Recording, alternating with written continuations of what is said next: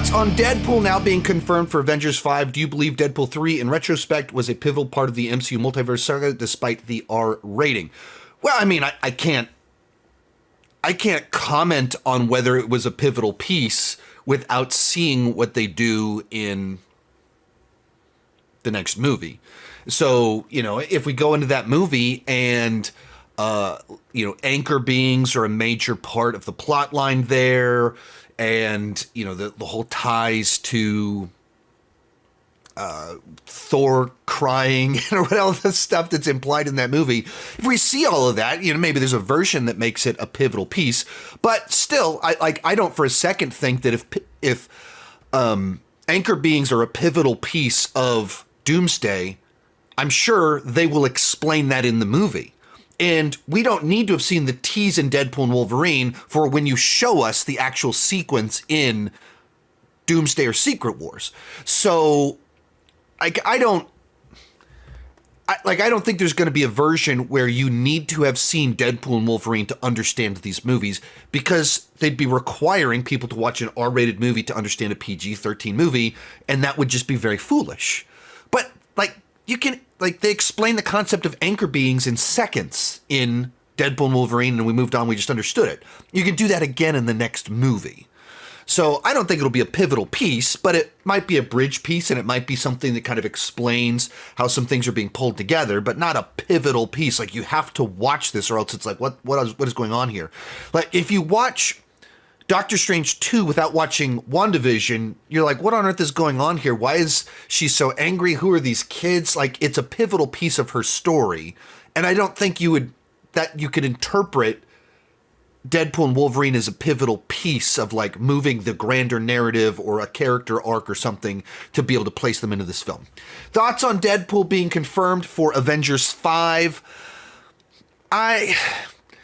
It's just more key jangling for me. Like, and I don't know how it works. I don't know how it fits. Like, we have not actually really seen him interact with these characters at all in any meaningful sense, besides, Happy.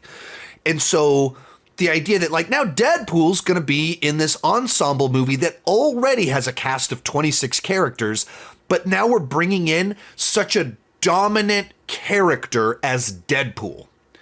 How much of the movie is he actually going to be in it? Is it a cameo? Is he a major player? What does that mean?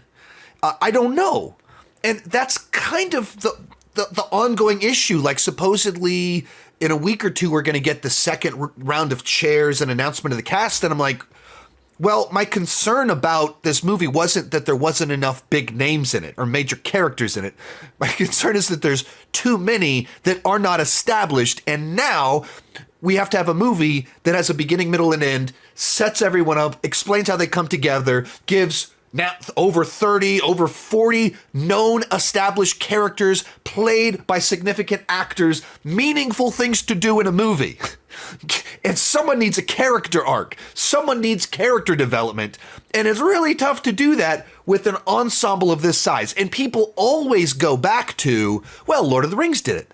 Lord of the Rings has a massive ensemble, but you're not talking about a situation where Aragorn already had his own trilogy of movies where he was the lead. Frodo did not have his own trilogy where he was the sole lead, and it's not like that. It's an ensemble where you have a few of these that are the primary ones, and then you have their supporting character. Frodo has his Sam, and then they meet some other people along the way. But all those other side characters aren't people that previously had their own trilogy, their own franchise, their own team. Like, that's the concern with this, is that, with the Fantastic Four are in there. Well, they just led their own movie. The Thunderbolts are in there. Well, they just led their own movie. Deadpool's going to be in there. Well, he just led his own trilogy of movies. So, just being like, hey, look, we've got 5 minutes of Deadpool in the movie. Look, we got 5 minutes of the Fantastic Four in this movie. Wouldn't satisfy. So how do you have all of these characters, a large ensemble of lead characters? Not like, that's the tricky part. And they haven't done the pre-work to set this stuff up to get there. These are the ongoing concerns. So adding another character that headlined 3 back-to-back-to-back highest grossing R-rated movies of all time. He headlined them. Co-headlined the third one, but like the very strong co-headline of people were very excited about this pairing to the degree that he pulled Wolverine up to his level of smashing box office records. And throwing him into an ensemble that's currently over 25 characters.